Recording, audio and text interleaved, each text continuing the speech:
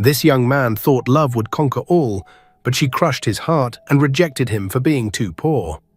Years later, what he became shocked everyone, but when she came crawling back, his response left the entire village speechless.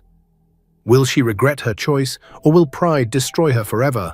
Sit back and find out as we enter this powerful story.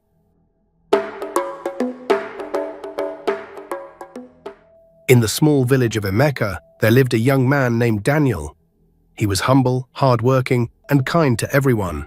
Daniel was the son of a poor farmer who owned a small piece of land where they planted yams and cassava. His father had died when Daniel was only 15 years old, leaving him to care for his sick mother and two younger sisters. Every morning, Daniel would wake up before the sun rose, work on the farm, and then walk 5 miles to sell vegetables in the neighboring town. His clothes were old and patched, his shoes worn out, but his spirit was never broken.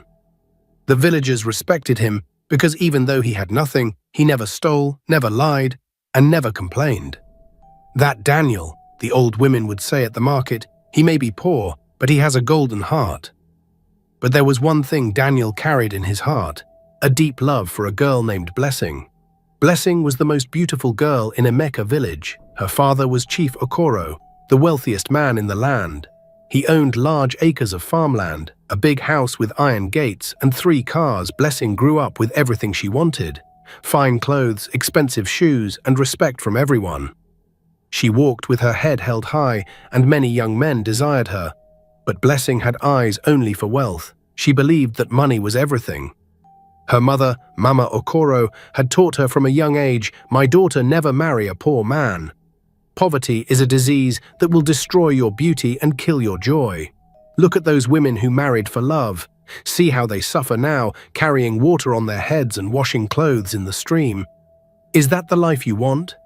And so Blessing lived by those words. She measured every man by the size of his pocket, not the size of his heart. Daniel had loved Blessing since they were children. He remembered the day when they were both 12 years old, playing by the village stream. Blessing had slipped on a wet stone and almost fell into the water. It was Daniel who caught her hand and pulled her back to safety. She had smiled at him then, a pure and innocent smile. "Thank you, Daniel," she had said softly, her eyes bright with gratitude. That smile stayed in Daniel's heart for years. Even as they grew older and their paths separated, Daniel never stopped thinking about her. He would watch her from a distance as she walked to the market with her mother. His heart would race whenever their eyes met. Sometimes she would give him a small nod, other times she would look away as if he did not exist. But Daniel knew the truth. A poor farmer's son had no chance with the daughter of a chief. His friends often teased him. "Daniel, forget that girl," his friend Emeka would say. "She is not for people like us." Her father will never allow it, but love does not listen to reason. Still, Daniel held on to hope. One bright afternoon, after selling all his vegetables and making a little extra money, Daniel decided he could no longer keep his feelings hidden. He washed his best shirt, the one his mother had sewn for him years ago, combed his hair neatly with palm oil to make it shine, and walked to Chief Okoro's compound. His heart pounded so loudly he was sure everyone could hear it. As he approached the tall iron gate, he noticed how magnificent the compound looked. The walls were freshly painted white, flowers bloomed in neat rows, and 2 security men stood guard. The gateman, a tall man with a stern face, looked at him with suspicion. "What do you want here?" the man asked rudely, his voice sharp. Daniel swallowed hard and replied, "Please, sir, I have come to see Blessing. I want to speak with her." The gateman looked him up and down, his eyes filled with contempt. He laughed mockingly, his voice echoing across the compound. "You? A poor farm boy wants to see the chief's daughter. Look at your clothes. Look at your shoes with holes. You think you can just walk in here? Go away before I chase you with a stick." But Daniel stood his ground, his fists clenched at his sides. "Please, just tell her Daniel is here. She knows me. We grew up together in this village." The gateman shook his head, spat on the ground near Daniel's feet, and said, "I know who you are. Everyone knows the poor farmer's son. But that does not mean you belong here. This is Chief Okoro's house, not a place for beggars." Daniel felt his face burn with shame, but he refused to leave. Please, sir. Just tell her. If she says she does not want to see me, then I will leave and never come back." The gateman stared at him for a long moment, then sighed heavily. "Wait here, but do not blame me when she sends you away." He walked inside to deliver the message, his footsteps heavy on the concrete. A few minutes later, Blessing came to the gate. She wore a beautiful yellow dress that shimmered in the afternoon sun, and gold earrings shone in her ears. Her skin glowed like honey, and her hair was braided perfectly. She looked at Daniel with a frown, her arms crossed over her chest. "Daniel, what are you doing here?" she asked coldly, her voice loud enough for the servants nearby to hear. Daniel's hands trembled as he spoke. His mouth was dry and his voice cracked. "Blessing, I need to talk to you. Please, can we speak privately?" Blessing looked around at the servants who had gathered, whispering and pointing. She enjoyed the attention. "Talk? About what?" "We have nothing to discuss, Daniel." Daniel took a deep breath, gathering all his courage. "Blessing, I know I am not a rich man. I know my clothes are old and my shoes are torn. I know I do not have a car or a big house. But I have loved you for many years. My heart beats only for you. Every morning when I wake up, you are my first thought. Every night before I sleep, I pray for you. Please give me a chance. I promise I will work hard. I will build a future for us. I may not have money now, but I have determination. I have strength. I have love. Please, Blessing, just give me one chance." For a moment, silence hung in the air. The servants stopped whispering. Even the gateman waited to hear her response. Then Blessing laughed. It was not a kind laugh. It was sharp and cruel, cutting through the air like a knife. "Daniel, are you mad?" she said loudly, making sure everyone heard her. "You think love is enough? You think I will marry a poor farmer who smells of sweat and soil? Look at yourself. You have nothing. No house, no car, no money. What can you offer me? Suffering? Hunger? Shame?" Daniel's heart broke into 1,000 pieces. He tried to speak, but the words stuck in his throat. His eyes burned with unshed tears. Blessing continued, her voice rising with each word. She wanted to humiliate him completely. "Do you think I will wake up at dawn to fetch water from the stream? Do you think I will wash clothes with my hands until they bleed? Do you think I will cook on firewood and live in a mud house? That is what poverty brings, Daniel. And I am not a woman who will eat stones and drink tears. I need a man who can give me the life I deserve. A man with money, with status, with power. You are not that man. You will never be that man." The servants laughed. The gateman shook his head. Daniel stood there, frozen, his whole body trembling. But Blessing was not finished. She stepped closer to him, her eyes cold and merciless. "Daniel, go back to your farm. Go back to your poverty. Go back to your sick mother and your dirty sisters. You are not worthy to stand at my gate. You are not worthy to breathe the same air as me. And if you ever come back here again, I will tell my father to have you beaten and thrown out of this village. Do you understand me?" Daniel's lips moved, but no sound came out. His vision blurred as tears filled his eyes. He nodded slowly, turned, and walked away. Behind him, he could hear Blessing's laughter mixed with the mocking voices of the servants. The gateman called after him, "Poor boy, now you know your place. Stay away from people above your level." Daniel walked down the dusty road, his head down, his shoulders shaking. People who saw him whispered and pointed. The news of his rejection spread through the village like wildfire. By evening, everyone knew. Daniel, the poor farmer's son, had dared to approach Chief Okoro's daughter and had been humiliated. That night, Daniel sat alone in his small room. The walls were cracked and the roof leaked when it rained. His mother was asleep on a thin mat in the next room, and his sisters shared one bed covered with an old wrapper. He stared at the cracked ceiling and whispered to himself, tears streaming down his face. "Blessing, you have judged me by what I do not have. But one day I will show you what I can become. One day you will regret the words you spoke to me today, not because I want to hurt you, but because you will see that you were wrong. You will see that a man's value is not in his pocket, but in his heart and his determination." From that moment, Daniel made a vow. He would rise. He would work harder than any man in the village.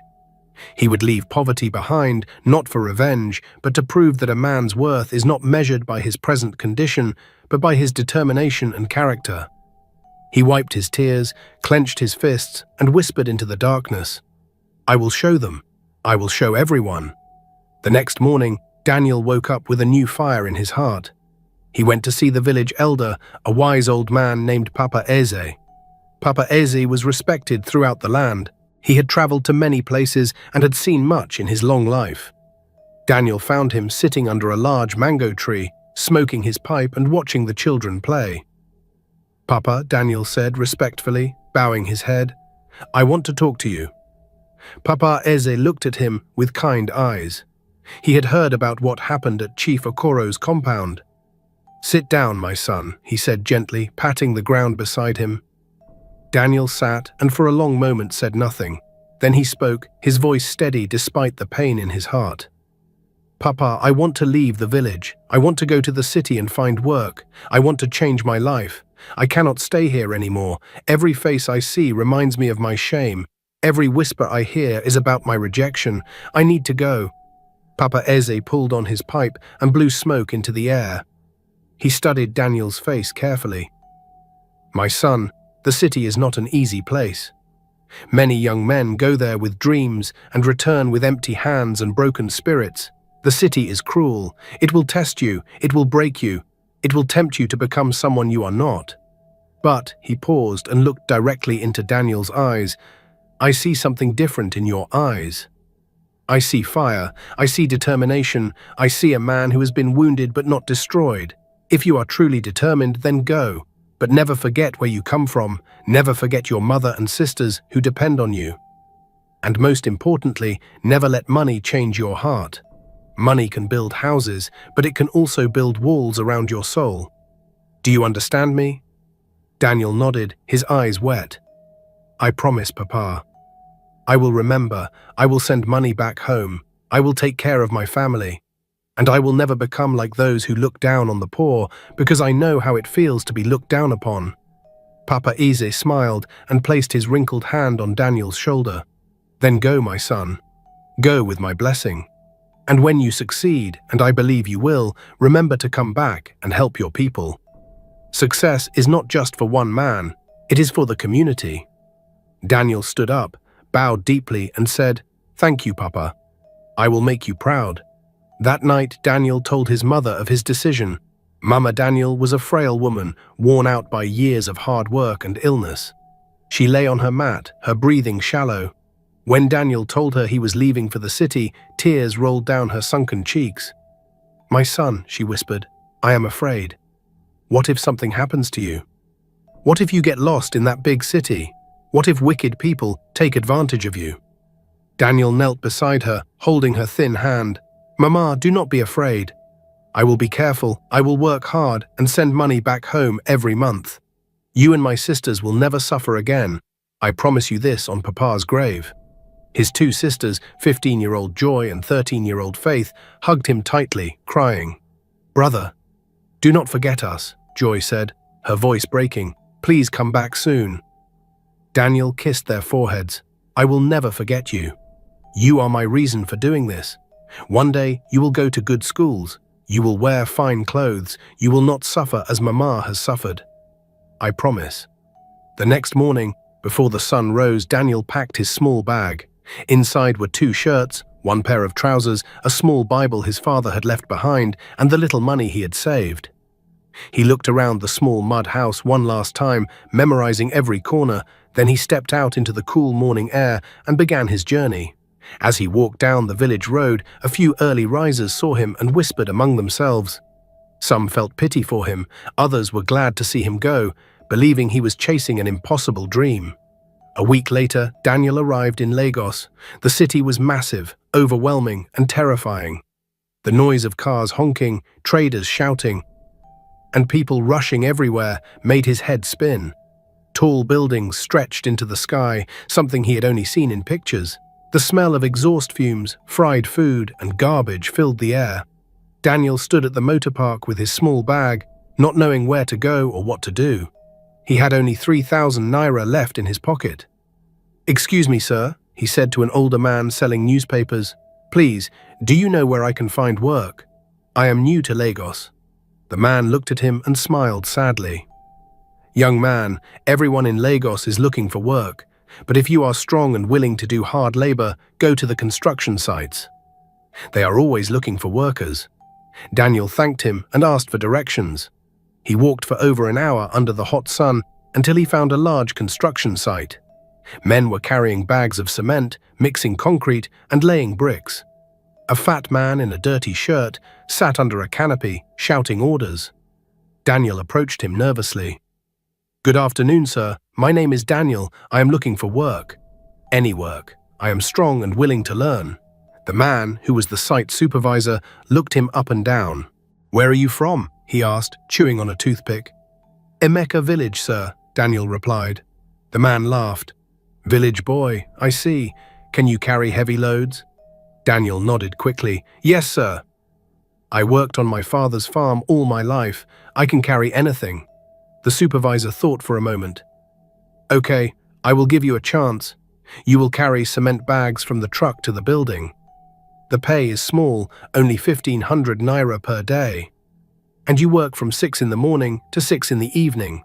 If you are late, you will not be paid. If you are lazy, I will sack you. Do you agree?" Daniel's heart leapt. 1,500 naira a day was more than he made in a week selling vegetables. "Yes, sir, I agree. Thank you, sir." And so Daniel began his life as a construction laborer. The job was hard, harder than anything he had ever done. The bags of cement weighed 50 kilograms each. By the end of the first day, his shoulders screamed in pain, his back ached, and his hands were covered in blisters. But Daniel did not complain. He worked with all his strength. While other workers took long breaks and gossiped, Daniel kept working. While they spent their money on beer and cigarettes at the end of the day, Daniel saved every kobo. He found a small room in a crowded area called Ajagunle. The room was tiny, with no windows and a leaking roof. He shared it with 5 other men who snored loudly and smelled of sweat. But it cost only 5,000 naira per month, so Daniel was grateful. He sent money home to his mother every month, just as he had promised. But nights in Lagos were lonely. Daniel would lie on his thin mat, surrounded by strangers, and think of home. He thought of his mother's smile, he thought of his sister's laughter, and sometimes, despite himself, he thought of Blessing. He remembered her face, her voice, her cruel words. "You are not that man. You will never be that man."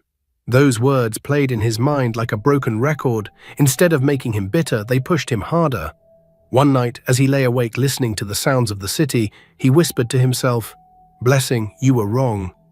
I will become that man, not to prove anything to you, but to prove it to myself." After 6 months of hard labor, something unexpected happened. One afternoon, a wealthy contractor named Mr. Adeyemi visited the construction site to inspect the progress. He was a successful businessman who owned several companies. As he walked around with the site supervisor, he noticed Daniel working. While other workers were resting under the shade, Daniel was busy mixing concrete, his body drenched in sweat. Mr. Adeyemi stopped and watched him for a few minutes. Then he called the supervisor aside. "Who is that young man?" he asked, pointing at Daniel. The supervisor replied, "That is Daniel, sir. He is a village boy. He has been working here for 6 months. He is very hard-working, never late, never complains." Mr. Adeyemi nodded thoughtfully. "Call him for me." The supervisor shouted, "Daniel, come here. Oga wants to see you." Daniel's heart raced. Had he done something wrong? He wiped his hands on his trousers and hurried over, bowing respectfully. "Good afternoon, sir," he said, his voice shaking slightly. Mr. Adeyemi studied him carefully. "What is your name?" "Daniel, sir." "Where are you from?" "Emeka village, sir." "Do you go to school?" Daniel lowered his head. "No, sir. I finished secondary school, but there was no money for university." Mr. Adeyemi nodded. "I have been watching you. You work harder than everyone here. Why?" Daniel looked up, surprised by the question. "Sir, I have a mother and 2 sisters depending on me. I cannot afford to be lazy. Every bag I carry, every block I lay is for them. And also," he hesitated, then continued, "I want to prove to myself that I can rise above my circumstances." Mr. Adeyemi smiled. Something about this young man's honesty and determination reminded him of himself many years ago. "I like you, Daniel. How would you like to work directly for me? I need someone I can trust, someone hardworking and honest. The pay will be better and you will learn about business." Daniel could not believe his ears. "Sir, are you serious?" Mr. Adeyemi laughed. "Yes, I am serious. Report to my office tomorrow morning." He handed Daniel a business card. Daniel held the card like it was made of gold. That night, he could not sleep. He prayed, thanking God for this miracle. The next morning, Daniel reported to Mr. Adeyemi's office. It was a tall building in Victoria Island, with air conditioning, marble floors, and well-dressed workers. Daniel felt out of place in his old clothes, but Mr. Adeyemi welcomed him warmly. "Daniel, I am going to start you as my personal assistant. You will follow me everywhere, learn how I do business, meet my clients, and handle important documents. But I need you to be honest, loyal, and hardworking. Can you do that?" Daniel nodded vigorously. "Yes, sir. I will not disappoint you." And he did not. For the next 2 years, Daniel worked closely with Mr. Adeyemi. He learned about contracts, negotiations, supply chains, and profit margins. He learned how to talk to clients, how to dress professionally, and how to carry himself with confidence. Mr. Adeyemi treated him like a son, teaching him everything. Daniel absorbed knowledge like a sponge. At night, after work, he would go to a small bookshop near his house and borrow books on business, investment, and leadership. He read everything he could find. While other young men his age were chasing women and partying, Daniel was studying and planning. He still lived in the same small room, still ate 1 meal a day to save money, still sent money home every month. But now he was saving more, much more. After 2 years, Mr. Adeyemi called Daniel into his office one afternoon. "Daniel," he said, leaning back in his chair, "you have been with me for 2 years now. You have learned well. You are ready." Daniel frowned, confused. "Ready for what, sir?" Mr. Adeyemi smiled. "Ready to start your own business. I have been watching you. I see the fire in your eyes. You do not want to work for someone forever. You want to build something of your own. Am I right?" Daniel's heart pounded. He had thought about it many times but never dared to say it aloud. "Yes, sir," he admitted. "I want to have my own business someday." Mr. Adeyemi reached into his drawer and pulled out an envelope. Inside this envelope is a check for 5 million naira. "It is not a gift, it is a loan. Use it to start a business. Pay me back when you succeed. And you will succeed, Daniel. I believe in you." Tears filled Daniel's eyes. "Sir, I do not know what to say." Mr. Adeyemi stood up and placed his hand on Daniel's shoulder. "Say nothing. Just make me proud.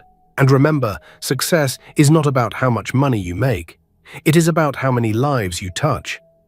That day changed Daniel's life forever. He took the money and started a small construction supply business. He rented a small warehouse and began buying and selling building materials. He was honest, reliable, and always delivered on time. Word spread quickly, contractors began to trust him. Within 6 months, his business doubled. Within a year, he had 3 warehouses. Within 2 years, he had opened his own construction company. Daniel worked day and night, never resting, never stopping. His mind was sharp and his heart was focused. He treated his workers well and paid them fairly. He remembered what it felt like to be poor, to be looked down upon, so he treated everyone with respect. People trusted him and his business grew rapidly. 5 years after leaving Emeka village, Daniel was no longer a poor farm boy. He had become a successful businessman. He owned a construction company, a fleet of trucks, several warehouses, and multiple properties. He moved into a beautiful house in Lekki, one of the most expensive areas in Lagos. He drove a sleek black Mercedes-Benz and wore tailored suits, but even with all his success, Daniel remained humble. He never forgot where he came from. He never forgot the pain of rejection. He never forgot his mother and sisters. Every month, he sent more money home. He built his mother a new house with modern facilities, running water and electricity. He paid for his sister's education in good schools. Joy was now studying medicine at the university, and Faith was in her final year of secondary school. Mama Daniel no longer suffered. She had servants, good food, and the best medical care. Daniel made sure of that. But Daniel never forgot Blessing. Her words still echoed in his mind. "You are not that man. You will never be that man." Those words had pushed him to heights he never imagined. Sometimes, late at night after a long day of meetings and deals, Daniel would sit on his balcony overlooking the Lagos skyline and think about her. He wondered where she was, what she was doing, if she ever thought about him. But he pushed those thoughts away. He had moved on. He had built a new life. Blessing was part of his past, a painful chapter that he had closed. Or so he thought. Meanwhile, back in Emeka village, life had not been kind to Blessing. After Daniel left, many rich suitors came to ask for her hand in marriage. Blessing, confident in her beauty and status, rejected them one by one. "This one's car is too small," she would say. "This one's house is not big enough. This one does not have enough businesses." She was waiting for the perfect man, the richest, the most powerful, the most successful. Her mother supported her. "My daughter," Mama Okoro would say, "do not settle. You are too beautiful, too special. Wait for the best." And so Blessing waited. Then, 2 years after Daniel left, a man named Chief Balogun arrived in the village. He was 45 years old, drove a Range Rover, wore expensive clothes, and claimed to own several businesses in the city. He was everything Blessing thought she wanted. He was rich, powerful, and respected. When Chief Balogun saw Blessing, he was captivated by her beauty. "Chief Okoro," he said one evening, "I want to marry your daughter. Name your bride price, and I will pay it." Chief Okoro, who was impressed by Chief Balogun's wealth, agreed immediately. He did not investigate the man's background. He did not ask about his character. He only saw the money. Blessing was excited. Finally, she thought, "I am getting the life I deserve." The wedding was grand. The whole village attended. Blessing wore the finest wedding gown imported from abroad. There was plenty of food and drinks, musicians played, and people danced. Chief Okoro was proud, and Mama Okoro beamed with joy. "You see," Mama Okoro told the women at the wedding, "I told my daughter to wait for the right man. Now see how God has blessed her." But marriage to Chief Balogun was nothing like Blessing expected. Behind closed doors, he was cruel and arrogant. He already had 3 other wives whom he had hidden from Blessing's family. Blessing was treated like a servant in her own marriage. Chief Balogun would come home drunk, shout at her, and sometimes beat her. "You are my wife," he would say, his breath reeking of alcohol. "You will do as I say." Blessing cried many nights, but she could not return to her father's house. It would be a shame. What would people say? That she could not manage her marriage, so she endured, hoping things would get better. But they did not. Within 2 years, Chief Balogun's businesses began to collapse. It turned out that most of his wealth was borrowed money and deceit. He owed many people. Creditors came to the house demanding payment. Chief Balogun gambled away whatever money remained. He sold his cars, his properties, everything. Blessing, who once lived in luxury, now struggled to eat. Her fine clothes became rags. Her beauty faded from stress and hunger. The other wives mocked her. "You thought you were special," they would say, laughing. "Now see, you are just like us, suffering." And worst of all, one morning, Blessing woke up to find Chief Balogun gone. He had packed his remaining belongings in the night and disappeared, leaving her with nothing but shame and debt. The landlord threw her out of the house. She had nowhere to go. Broken, humiliated, and penniless, Blessing returned to her father's house. But things had changed there too. Chief Okoro, who was once wealthy, had fallen on hard times. Mismanagement, bad investments, and excessive spending had ruined him. The big house with iron gates was now old and falling apart. The cars had been sold. The servants had left. Chief Okoro himself had aged badly, his health failing. When Blessing arrived at the gate, her father barely recognized her. She was thin, her eyes hollow, her clothes torn. "Father," she whispered, falling to her knees. "Please forgive me. Please let me come home." Chief Okoro's heart broke. He had been so proud, so sure that his daughter had made the right choice. Now he saw the truth. "Come inside, my daughter," he said quietly, helping her up. Mama Okoro cried when she saw Blessing's condition. "What has that man done to you?" she wailed, but there were no answers, only tears. Blessing sat in the same compound where she had once rejected Daniel. She stared at the dusty ground, her mind filled with regret. She thought of Daniel often, wondering where he was, wondering if he ever thought of her. She remembered his words. "I have loved you for many years. Please give me a chance." She remembered her response. "You are not that man. You will never be that man." Now those words haunted her. She had chosen wealth and it had brought her nothing but pain. She had rejected love and now she had nothing. She cried many nights, alone in her small room. "God," she would pray, "if I could go back, I would choose differently. I was so foolish, so blind." One day, about 7 years after Daniel had left the village, a messenger arrived in Emeka with shocking news. A wealthy businessman from Lagos was coming to visit the village. He was born here, the messenger said, and he wanted to give back to the community. The villagers gathered in excitement. Who could this man be? Some guessed it might be someone's son who had succeeded abroad. Others thought it might be a politician looking for votes. Papa Eze, now much older and walking with a cane, smiled knowingly but said nothing. The elders prepared a grand welcome. They cleaned the village square, set up canopies, and arranged chairs. Women prepared food. Children practiced welcome songs. The whole village buzzed with anticipation. On the appointed day, early in the morning, people gathered at the village square.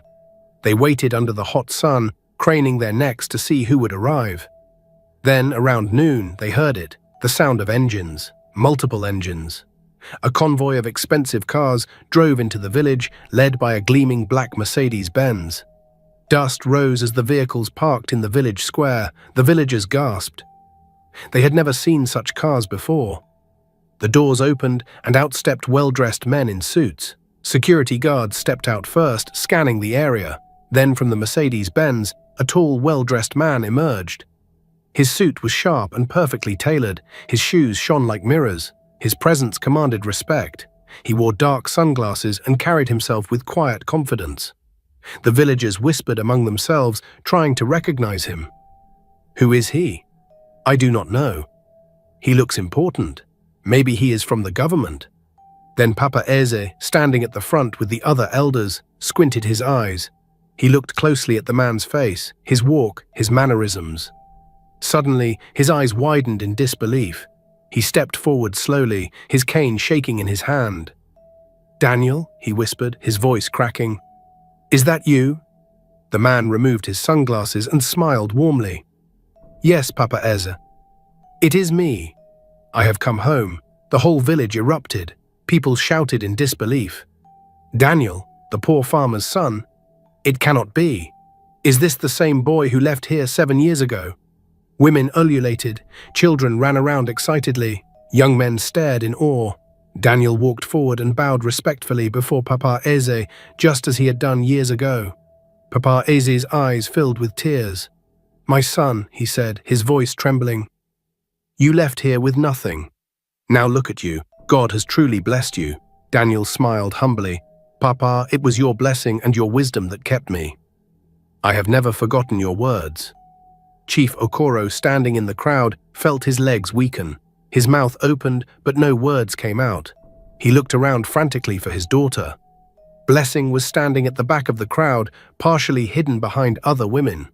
When she heard the name Daniel, her heart stopped. She pushed through the crowd to see better, and when her eyes finally fell on him, she froze completely. Her hands began to tremble, her breath caught in her throat. This could not be real. This could not be the same Daniel she had rejected, the same boy who had stood at her gate begging for love, the same man she had humiliated and sent away. But it was him. Blessing's vision blurred as tears filled her eyes. She covered her mouth with her hand to stop herself from crying out loud. Daniel addressed the crowd, his voice calm, clear, and confident. "My people, I left this village many years ago with nothing but hope and determination. Many of you remember me as the poor farmer's son, the boy who had nothing. Some of you pitied me, others mocked me, but God has blessed me beyond measure. I did not come here today to boast or to show off. I came here because I have never forgotten where I come from. This village raised me. This soil fed me. These people, even those who laughed at me, taught me valuable lessons." He paused, looking around at the faces staring at him in awe. "Today I am announcing several projects for our village. First, I am building a new secondary school with modern facilities, laboratories, a library and qualified teachers. Our children deserve quality education. Second, I am providing clean water for every household. No woman should have to walk miles to fetch water. Third, I am building a health center so our people do not have to travel far when they are sick. And fourth, I am creating a skills acquisition center and providing jobs so that our young people do not have to leave the village out of desperation as I once did." The villagers erupted in cheers. They clapped, they danced, they praised Daniel. Mothers lifted their children to see the man who had once been one of them. Papa Eze wept openly, his tears falling on his walking stick. Young men looked at Daniel with newfound respect and determination, thinking, "If he can do it, maybe we can too." But in the midst of the celebration, Blessing stood frozen. Her tears flowed freely now, no longer able to hold them back. She remembered every word she had said to him. "You have nothing. You will never be that man. Go back to your poverty." She had been so wrong, so terribly, painfully wrong. Daniel had become everything she once dreamed of, but she had rejected him when he had nothing. Now he had everything, and she had nothing. As the celebration continued, Daniel's eyes scanned the crowd. Then they stopped. He saw her, Blessing, standing at the edge of the crowd, tears streaming down her face, her clothes old and faded, her beauty dimmed by suffering. For a moment, time stood still, their eyes locked. Daniel's face remained calm, unreadable. He simply looked at her, no anger, no bitterness, just a long, steady gaze. Then he turned away and continued speaking to the elders. Blessing felt her knees weaken. She wanted to run to him, to fall at his feet, to beg for forgiveness. But shame held her back. Later that evening, Daniel visited the new house he had built for his mother. Mama Daniel was now healthy and strong. When she saw him, she wept with joy. my son," she cried, embracing him tightly. "I always knew God had a plan for you." Daniel's sisters, Joy and Faith, now beautiful young women, ran to hug their brother. Joy was studying medicine, and Faith had just gained admission to study law. "Brother, we are so proud of you," Joy said. "You never forgot us even when you became successful." Daniel smiled warmly. "How could I forget you? You are my family." As they sat together eating, there was a soft knock on the door. Daniel stood up. "Let me get it, Mama." He opened it. Standing there, her head bowed, her hands trembling, was Blessing. Her voice was barely a whisper. "Daniel, I know I have no right to be here. But please, I need to speak with you, just for a few minutes." Daniel stepped outside and closed the door behind him. "What do you want, Blessing?" he asked quietly. Blessing fell to her knees right there in the dirt. "Daniel, please forgive me. I was foolish. I was blind. I judged you by your poverty, but you were richer in character than any man I have ever met. I rejected you. I humiliated you. I broke your heart. And now I have nothing. The man I married for his money destroyed me. He beat me, abandoned me, left me with shame. My father has lost everything. And every day I remember what I did to you. Every day I hate myself for how I treated you." She looked up at him, her face wet with tears. "I am not asking you to take me back. I am not asking for your love. But please, Daniel, please forgive me. I cannot live with this guilt anymore."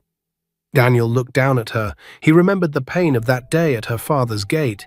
He remembered the laughter of the servants, the cruel words that had cut him deeper than any knife. Part of him wanted to walk away.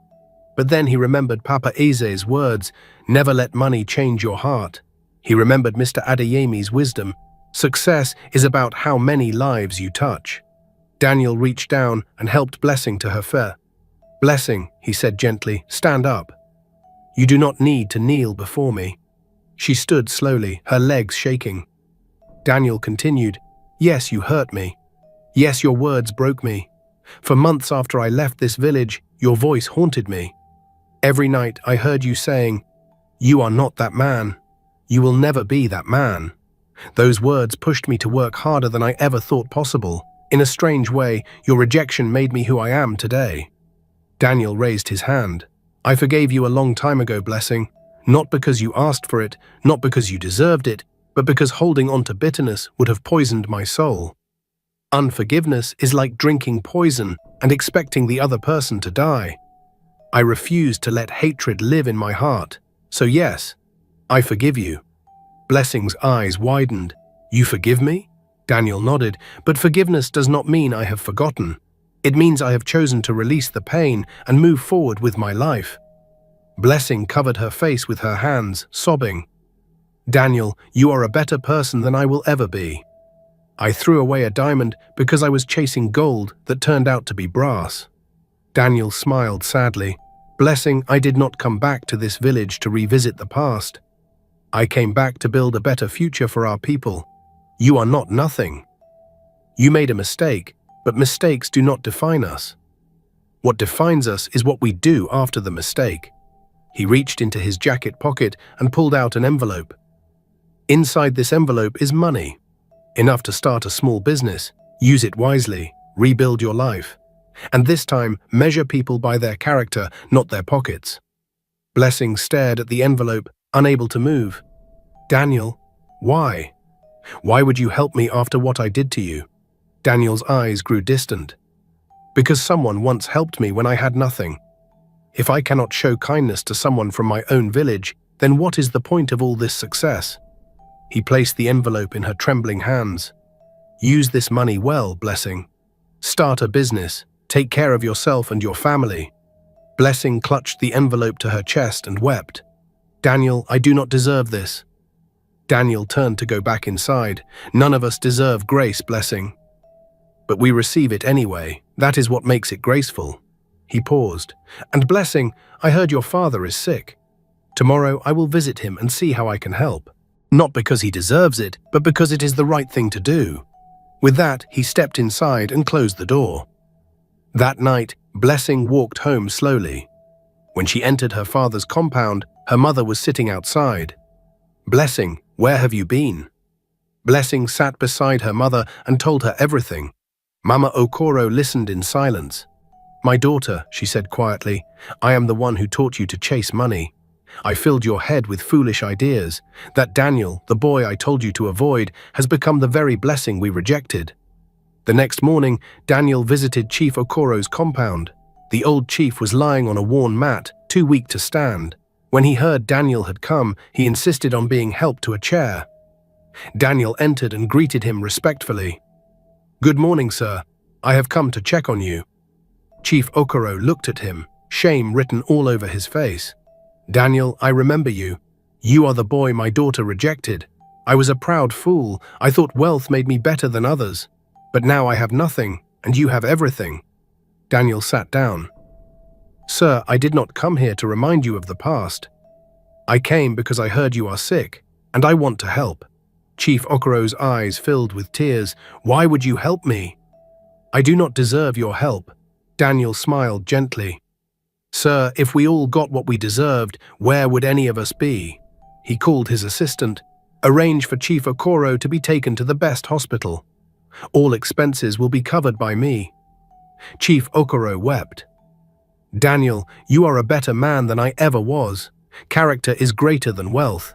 In the days that followed, news of Daniel's generosity spread through the village and beyond. Young men sought his advice. Parents brought their children to meet him. Daniel spent a week overseeing his projects. He hired local workers, paid them fair wages, and treated everyone with respect. One evening, Papa Eze called Daniel to his house. The old man was very frail.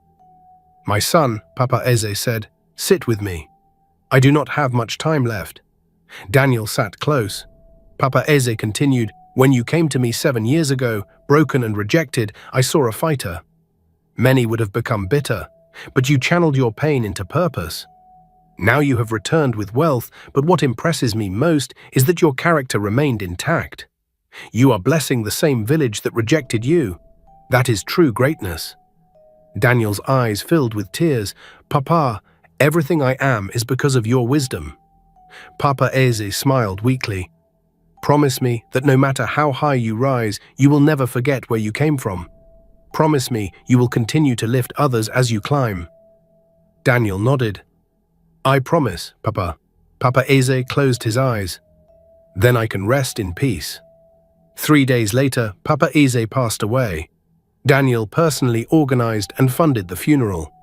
Back in Lagos, Daniel's life flourished. His businesses expanded across the country. He became known as a philanthropist who never forgot his roots. He established scholarships, built schools, and created jobs for thousands. In one interview, a reporter asked, "What is the secret of your success?" Daniel replied, "I was rejected and broken. But I chose to let that pain push me forward. Money can build empires, but only character can sustain them." Years passed. Daniel married a kind woman named Kioma who loved him for his heart. They built a beautiful family. 3 children taught humility, hard work, and generosity. Daniel often told his children his story. Never judge people by their present circumstances. Treat everyone with respect, because you never know whose story you are part of. Back in Emeka village, the school Daniel built produced excellent students. The health center saved countless lives. The village became known for progress. Blessing rebuilt her life. Her tailoring business grew steadily. She became a mentor to young women. She often told her story. "I once rejected a good man because he was poor. I learned the hard way that money without character is worthless. Do not make the same mistake." Dear viewers, this story teaches us powerful lessons about judgment and redemption. Blessing measured Daniel by his poverty and missed the treasure of his character. But Daniel channeled his pain into purpose and his success into generosity. This story reminds us that how we treat people in their low moments reveals our true character, and how we respond to rejection determines our future. What do you think, my dear viewers? If you were in Daniel's place, would you have helped the person who rejected you? I would love to read your thoughts in the comment section. There's another very interesting story I'll upload the day after tomorrow, so make sure you subscribe to this channel and turn on your notification bell so you'll be notified immediately the new story drops. If you enjoyed this story, please hit the like button and share it with your friends so they too can learn from it. Remember, success is not about what you have, but about who you are and how you treat others. Thank you so much for watching. I truly appreciate every single one of you. Until next time, stay blessed, stay humble, and remember that your current situation is not your final destination.